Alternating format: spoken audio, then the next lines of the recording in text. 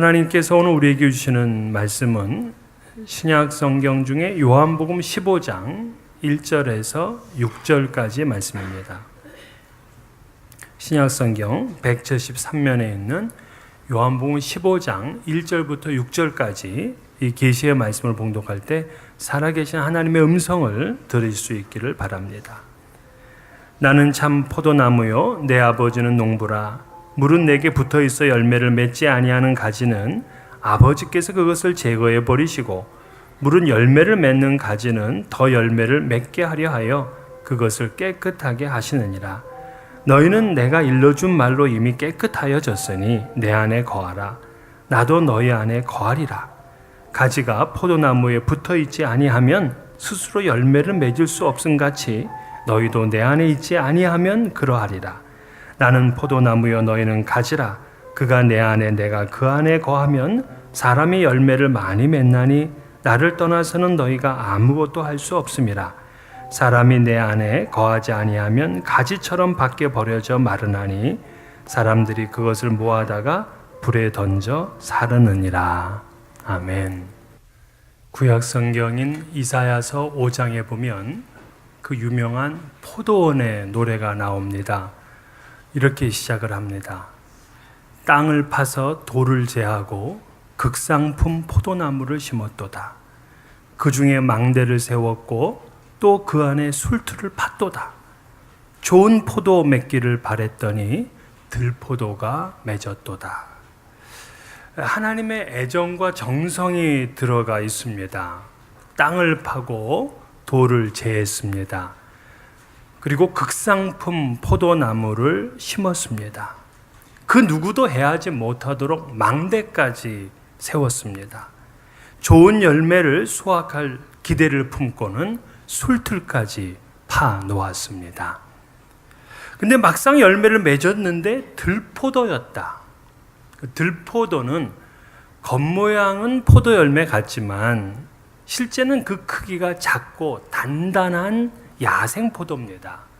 맛이 쓰고 신맛이 나고 심지어는 독이 있기도 합니다. 들포도는 먹을 수가 없고 포도주를 담글 수도 없어요. 그래서 NIV 성경에서는 이 들포도를 bad fruit 이렇게 얘기를 했습니다. 나쁜 열매인 거죠. 또 다른 성경에서는 worthless ones라고 되어 있어요. 그러니까는 가치가 없는 것들이다. 자, 그럼 여기서 포도원은 무엇이고 들포도는 무슨 얘기인가? 그걸 이사야가 이렇게 설명을 했습니다. 무릇 만군의 여호와의 포도원은 이스라엘 족속이요 그가 기뻐하시는 나무는 유다 사람이라. 그들에게 정의를 바라셨더니 도리어 포악이요 그들에게 공의를 바라셨더니 도리어 부르짖음이었도다. 즉 포도원은 이스라엘 족속이고 나무는 유다 사람들이에요. 그런데 거기에 주님은 좋은 열매가 맺혀지도록 그렇게 기대를 하셨는데 그 열매는 포악, 피를 흘리는 거고 그리고 그 열매는 울부짖음, 부르짖음이라는 거예요. 즉 정의와 공의의 열매가 맺혀지길 바랬는데 폭행과 재난의 외침만 가득했다 이 말씀입니다. 기대했던 포도원에 대한 하나님의 실망이 이만저만하지 않습니다. 이스라엘은 하나님을 기쁘시게 하지 못하는 포도나무였어요. 이 이사야의 예언 후 약 700년쯤 지나 이 땅에 예수 그리스도가 오셨습니다. 그리고 그분은 그 한복판에서 뭐라고 말씀하셨냐면 나는 참 포도나무다 그러셨어요. 에고 에이미 해 암펠로스 해 알레티네 I am the true vine 이런 뜻이죠. 5절 말씀 보면은 또다시 에고 에이미 해 암펠로스 I am the vine 이렇게 말씀하셨어요. 에고 에이미 이건 요한복음서에 나오는 아주 독특한 하나님이 자신을 선포하는 신적 선언이다 하고 말씀을 이미 드렸습니다. 그토록 실망을 준 포도원인 이스라엘 그 땅에서 예수님은 자신을 참 포도나무라고 선언하셨어요. 왜? 그 이유가 뭘까요? 우리가 지금 요한복음서를 나누고 있는데 요한복음서 13장부터 17장까지를 일명 뭐라고 부르냐면 다락방 강화 이렇게 부릅니다. 즉 예수께서 십자가에 돌아가시기 전날 밤에 제자들을 모아놓고 이 다락방에서 주옥 같은 말씀을 하신 것, 그것이 요한복음 13장부터 17장까지예요. 그러니까 그 있는 내용들은 전부 다 십자가에 달리시기 전날 밤에 하신 말씀이라고요. 이제 예수님은 떠나셔야 됩니다. 그래서 자꾸 떠난다는 말씀을 하세요. 지난 요한복음 14장에서도 보면 예수께서 계속 떠나신다 그래요. 자, 그러면 이제 제자들과 함께 할 수가 없습니다.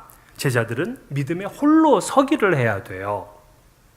이제는 그들은 홀로 서서 하나님을 기쁘시게 하는 신앙의 삶을 살아야 되고 자기들에게 맡겨진 사명을 감당할 만한 그러한 준비를 해야 됩니다.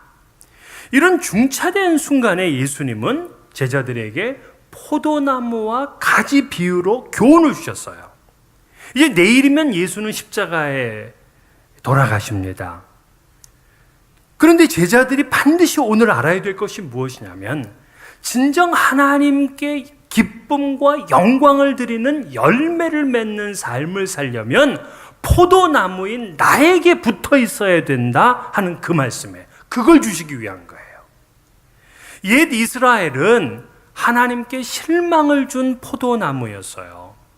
새 이스라엘인 그리스도인들은 좋은 열매를 많이 맺고 하나님을 기쁘시게 하는 포도나무에 달린 가지가 되어야 됩니다. 포도나무 예수님으로부터 다시 시작입니다. 이거는 오늘날 그리스도인들에게도 상당한 교훈을 주죠. 우리는 다 어떤 사명이 있냐면 믿음의 성장과 함께 열매를 맺는 삶으로 나아가야 돼요. 가지가 포도나무에 오래 달려있는 것만으로는 안 됩니다. 게다가 들포도라도 열리게 되면 잘려나가게 됩니다. 그래서 그리스도인들은 반드시 좋은 열매를 맺고 하나님을 기쁘시게 하는 삶을 살아야 돼요. 포도나무는 관상용이 아닙니다. 좋은 가구나 집을 짓기 위한 목재를 얻기 위해서 포도나무를 심는 거 아니에요. 오직 한 가지 포도 열매를 얻기 위해서입니다. 이 포도 열매는요, 이스라엘의 3대 작물 중에 하나입니다. 포도나무는 적응력이 좋아서 사실 전 세계에서 재배가 되고 있어요. 그러나 농부의 세심한 돌봄이 필요합니다. 새로 심은 나무는요, 열매를 맺기까지 3년에서 5년 동안 농부는 가지치기를 해줍니다.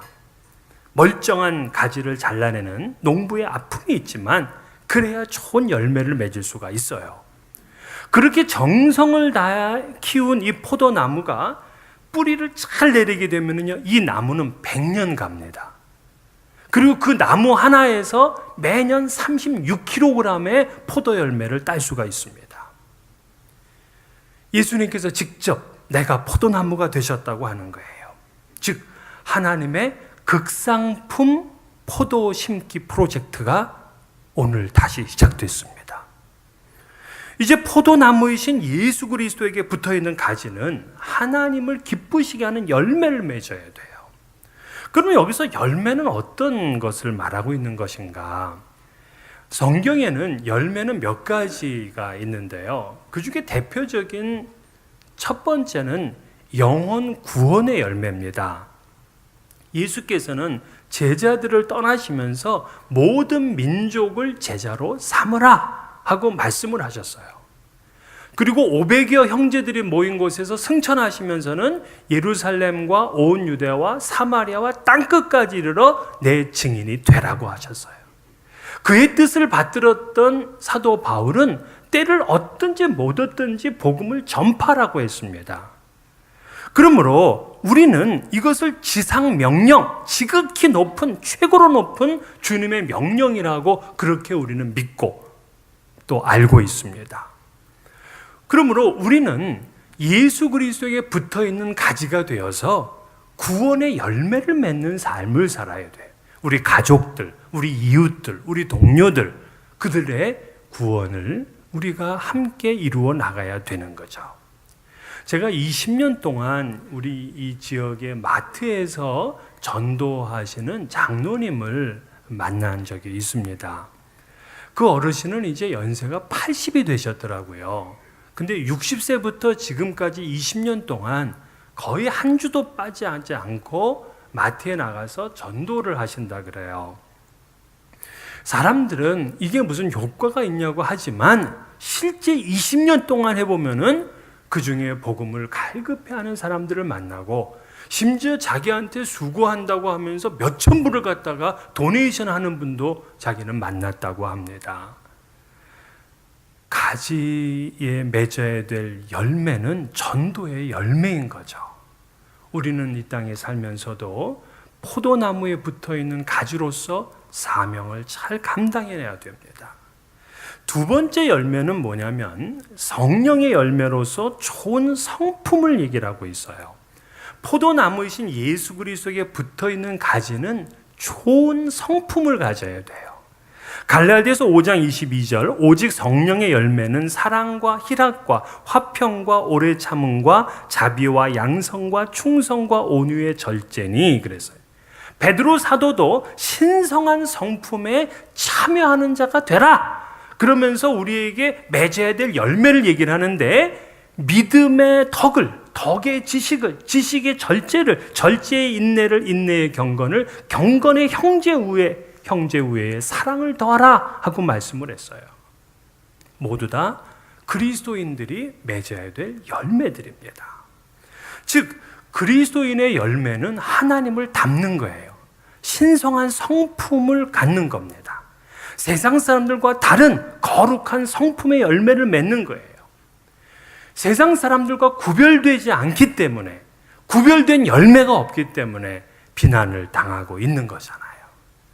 그리스도인인데 절제하지 못하고 그저 욕심을 냅니다. 자기의 모습 보면은 알아요. 뭐 뷔페 음식점을 갔는데 보통은 이렇게 뭐 젓가락으로 담든가 집게로 담는데 이분은 접시로다가 담더라고요. 남들 못 가져가게 하는 거죠. 그래서 왜 저러나 봤더니 옆에서 권사님 그러시더라고. 권사님들 조심하세요. 예. 너무 욕심이 많은 거죠. 또 온유하지 못하고 싸나워요. 충성스럽지 않고 상황에 따라서 변절합니다. 친절하지 못하고 무례하고 비난합니다. 오래 참지 못하고 자꾸 갈등을 일으킵니다.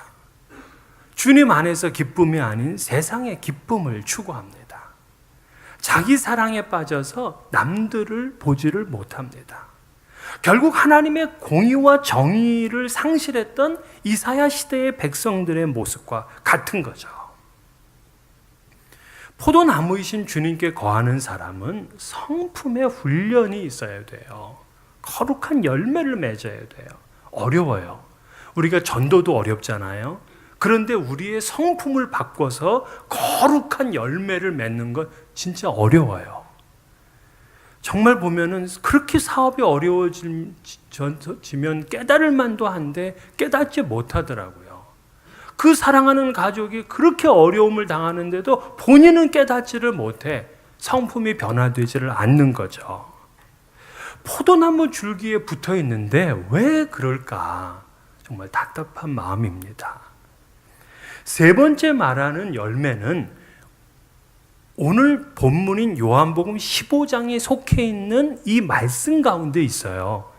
7절과 11절과 12절을 보게 되면 그 열매는 어떤 거냐면 기도의 응답, 기쁨의 충만, 사랑의 실천 이런 거예요. 그러니까 기도의 응답, 기쁨의 충만, 사랑의 실천 이것은 우리가 요한복음 15장에서 말씀하시는 열매들입니다. 맺어야 될 것들이죠. 요걸 제가 다음 주에 구체적으로 주님과 연합의 축복이라는 제목으로 요 말씀을 나누려고 합니다. 자, 이러한 열매들이 하나님께서 우리에게 바라시는 열매예요. 이 열매를 맺으려면 반드시 포도나무이신 예수 그리스도에게 붙어 있어야 됩니다. 4절 내 안에 거하라 나도 너희 안에 거하리라. 가지가 포도나무에 붙어 있지 아니하면 스스로 열매를 맺을 수 없음 같이 너희도 내 안에 있지 아니하면 그러하리라. 그렇죠? 줄기로부터 떨어져 나온 가지는 말라서 땔감으로밖에 쓸 수가 없잖아요. 가지는 줄기로부터 생명의 진액을 빨아들여서 생명을 유지하고 열매를 맺어야 됩니다. 자, 그러면 아까 했던 질문, 왜 포도나무 줄기에 붙어있는 가지가 열매를 맺지 못할까? 그 이유가 세 가지인데, 첫째는 적절한 자양분의 부족 때문입니다. 그러니까 물이나 영양분의 공급 부족은 이 가지가 열매를 맺지 못하도록 만드는 거죠. 우리는 포도나무 줄기이신 예수 그리스도에게 붙어서 그분의 은혜와 사랑을 계속해서 공급받아야 됩니다. 이게 차단돼 버리게 되면 열매를 맺지 못해요. 공산권과 그 이슬람권에 있는 사람들은 아예 포도나무 줄기하고 연결이 되지를 못하고 있잖아요. 오늘 한 신앙인의 삶에 있어서도 주님께 붙어 있어서 주님께로부터 끊임없이 사랑과 은혜, 그 생명수를 공급받아야 돼요. 은혜의 보좌에서부터 흘러나오는 자양분을 공급받지 못하면 인생은 건조해지고 열매를 맺지 못하게 돼요. 한국의 그 CBS라는 방송국 아시죠? 그 방송국에 어른 성경학교라는 프로그램이 있어요. 제가 유튜브로 이제 방송되는 걸 하나 봤는데요. 이날 그 초대 손님이 누구였냐면 자두였어요. 자두. 자두가 누군지 모르면 할 수 없어. 예, 한국의 가수예요. 가수. 지금은 목사님 사모님이 되어 있는데 그녀의 짧은 간증이 있었어요.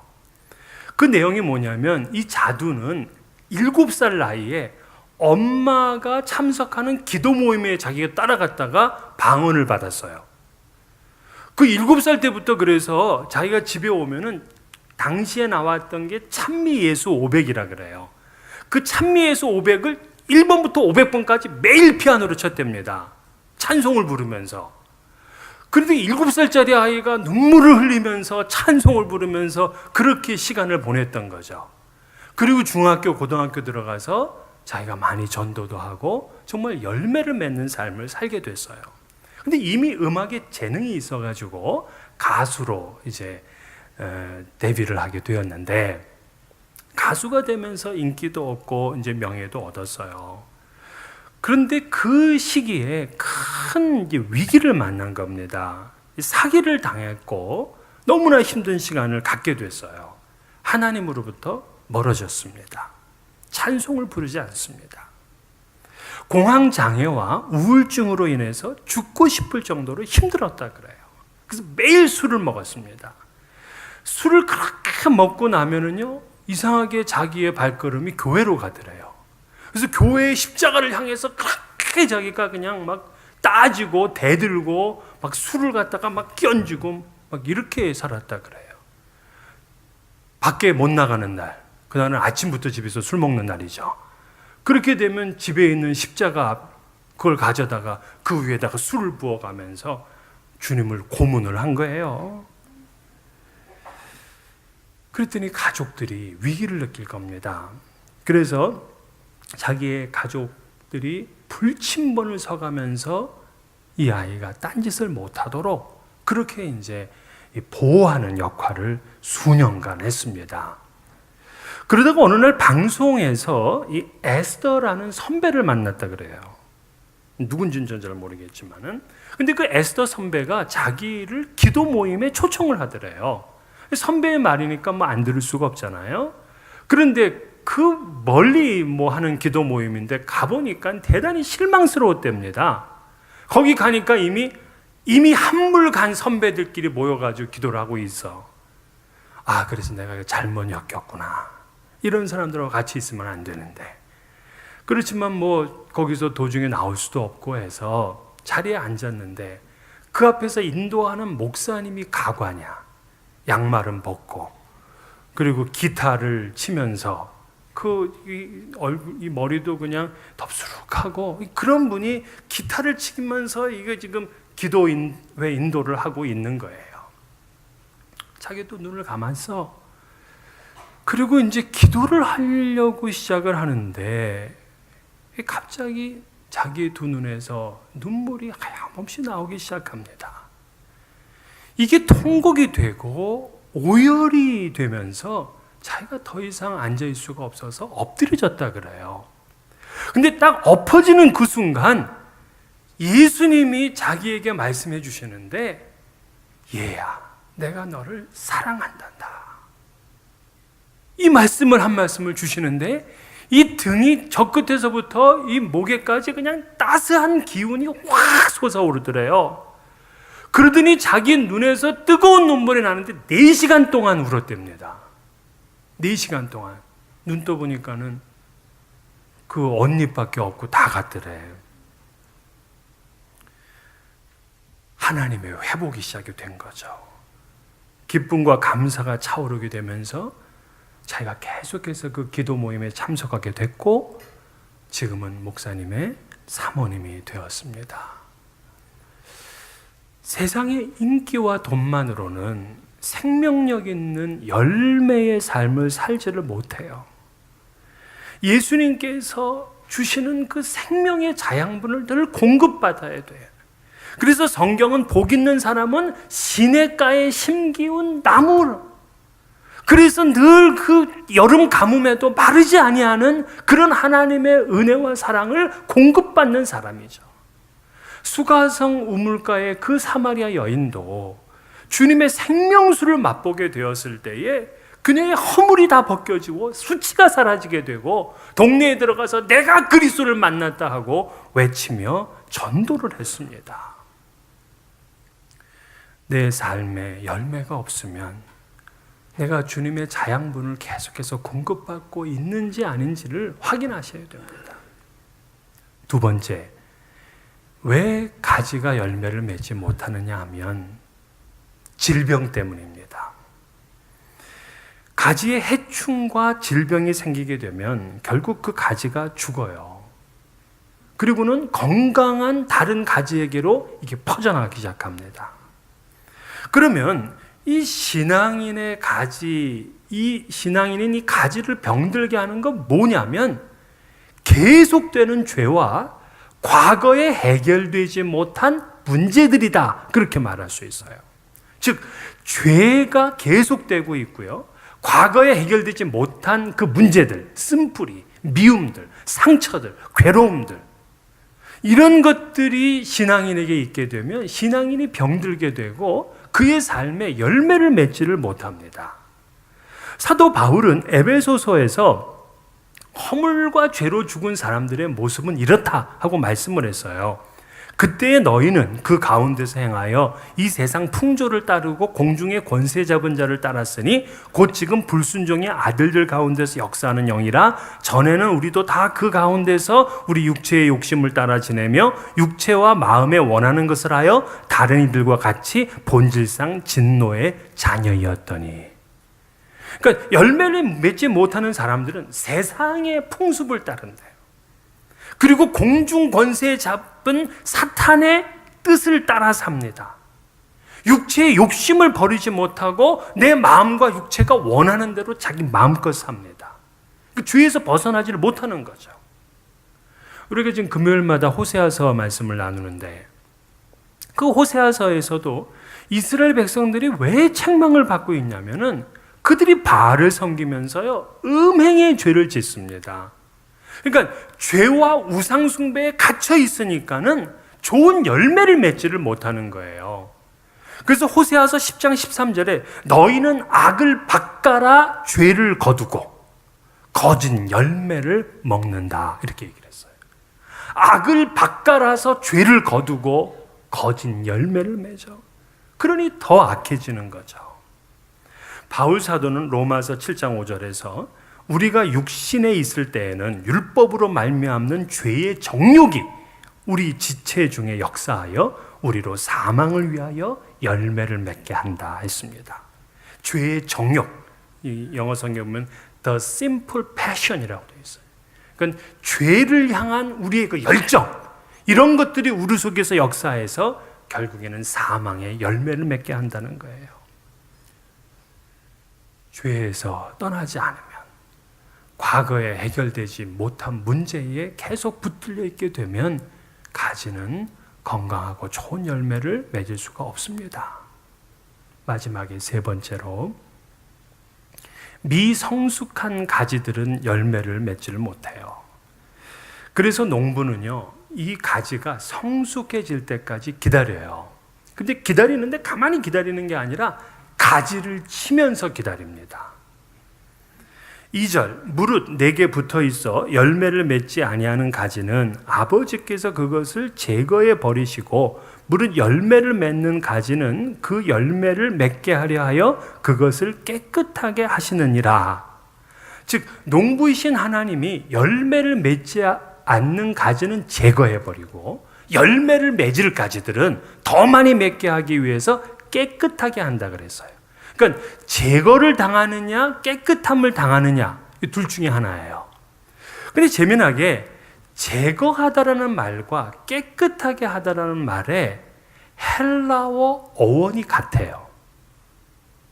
제거하다라는 말은 아이레이고 깨끗하게 하다라는 말은 카다이레이예요. 운이 같죠, 그죠? 그러니까 한 포도 줄기에서 뻗어 나왔지만 열매를 맺지 못하는 가지는 아이레이가 돼. 열매를 맺을 이 가지는 카다이레이가 돼요. 깨끗해져요. 그럼 여기서 카다이레이라는 말은 무슨 말이냐 하면은 가지를 친다는 말과 동의어인데요. 자, 그 말 뜻을 3절에 보면은 우리가 좀 더 이해할 수 있는데, 3절에 너희는 내가 일러준 말로 이미 깨끗하여졌으니 그랬어요. 그러니까 제자들은 이미 깨끗해진 사람들이야. 이미 깨끗해진 사람들. 그러니까 이 말은 뭐냐면 영적인 의미로 더럽혀진 몸이 이제 주님의 말씀으로 인하여서 깨끗하게 됐다, 이 얘기예요. 즉 죄인이 주님의 말씀으로 의롭게 된 거죠. 이걸 우리는 칭의라고 얘기를 해요. 칭의. 이미 칭의의 상태를 말해주고 있어요. 칭의롭게 된 사람들은 이제 열매를 맺을 준비를 해야 됩니다. 그런데 2절을 보게 되면 농부이신 하나님은 더 많은 열매를 맺게 하기 위해서 깨끗하게 한다 그랬잖아요. 그럼 여기서 깨끗하게 한다는 건 뭐냐면, 이는 성화를 위한 훈련이나 고난이나 징계 등을 포함하고 있는 말씀이야. 그래서 이 요한복음 15장의 3절과 2절은 약간 차이가 있어요. 3절은 칭의를 말하고 있다면 2절은 성화를 말하고 있어요. 그러면 우리가 이 문제가 해결이 되죠. 그래서 우리가 주님 만나는 그날까지, 즉 영화롭게 되는 그날까지 우리는 시련의 시간들을 보내게 되어 있습니다. 주의 형제 야고보는 내 형제들아 너희가 여러 가지 시험을 당하거든 온전히 기쁘게 여기라. 이는 너희 믿음의 시련이 인내를 만들어내는 줄 너희가 알미라. 인내를 온전히 이루라. 이는 너희를 온전하고 구비하여 조금도 부족함이 없게 하려 함이라 그랬습니다. 그렇습니다. 이 미성숙한 가지는요, 시련과 고난을 통해서 성숙해져요. 고난이 우리를 성숙하게 하고 이 고난 때문에 진정한 열매를 맺게 되는 거예요. 농부는요, 가지를 짧게 쳐줘야지만이 많은 열매를 맺는다는 걸 알아요. 그래서 매년 봄에 이 재배자는요, 수확량을 늘리기 위해서 이 포도나무 줄기에 밑둥까지 그냥 짧게 가지를 칩니다. 그게 힘들지만 이 농부에는 소망과 기대가 있어요. 그래서 여러분들, 우리가 이민 생활하면서 정말 시련이 그치질 않죠. 아픔도 있고요, 상처도 있고 고난이 있어요. 이때 하나님의 가지치기 시간이라는 걸 알아내셔야 돼요. 그래서 이 고난이 열매가 되도록 해야 됩니다. 고난이 열매가 되도록 해야 돼요. 1958년에 이 캐나다 위니펙에서 테리 폭스라는 어린아이가 태어났어요. 근데 이 아이가 18살 되었을 때 골육종, 즉 뼈암이라는 진단을 받았습니다. 그래서 이 아이의 그 암이 더 퍼져나가지 못하도록 이 오른쪽 다리를 절단을 했어요. 그러면서 자기도 이제 병원에 입원을 해 있는데 다른 암 환자들 보니까 너무나 고통스러워하는 거예요. 그래서 내가 저들을 위해서 뭘 할 수 있을까라고 생각을 하다가 모금 운동을 해야 되겠다고 생각을 했어요. 이 암을 전문적으로 연구하는 그 재단을 만들기 위해서 기금을 마련하는 그런 일을 내가 해보자 라고 하고서는 본인이 마라톤을 뛰겠다는 겁니다. 그래서 그는 1980년, 그러니까 22살쯤 됐을 때죠. 자기 그 의족을 오른쪽에 달고 왼쪽 다리를 의지해서 마라톤을 하기 시작했는데 캐나다 동부 끝에서부터 출발해서 6개 주를 돌고서 143일 동안 무려 3,359마일을 달렸습니다. 거의 매일 23.5마일, 그러니까 거의 마라톤을 완주를 하는 거하고 비슷한 정도의 그런 달리기를 한 거예요. 그런데 143일까지는 달렸는데 144일째 되던 날에 암세포가 이 폐로 전이돼서 더 달릴 수가 없었어요. 그래서 그는 6개월 만에 죽습니다. 근데 그가 죽을 때까지 모인 기금이 얼마였냐면 2,417만 달러가 모였어요. 그가 죽고 나서 이 테리 폭스의 뜻을 좀 세계가 더 기리자라는 운동이 벌어지기 시작해서 지금은 세계 55개국에 매월 9월이 되면 테리 폭스 희망 달리기 대회를 합니다. 그리고 그의 이 불굴의 의지가 캐나다의 기부 문화를 완전히 뿌리내리게 하는 결정적인 계기가 됩니다. 그러니까 이 형제는 자신의 고난이 열매가 되도록 했어요. 하나님은 오늘 요한복음 15장을 통해서 다시금 극상품 포도나무 심기 프로젝트를 시작했습니다. 예수 그리스도 참 포도나무이신 그분께 우리는 붙어 있어야 되고요. 그리고 그 붙어 있는 예수 그리스도에게서 날마다 은혜와 사랑을 공급받아야 돼요. 생명의 자양분을 얻어야 됩니다. 그리고 괴석되는 죄와 과거의 문제들은 여러분 이 시간 끊어버리세요. 그리고 시련과 아픔도 열매를 맺기 위한 가지치기의 시간이라고 믿고 여러분의 삶에 귀한 열매가 맺혀지기를 주의 이름으로 축원합니다.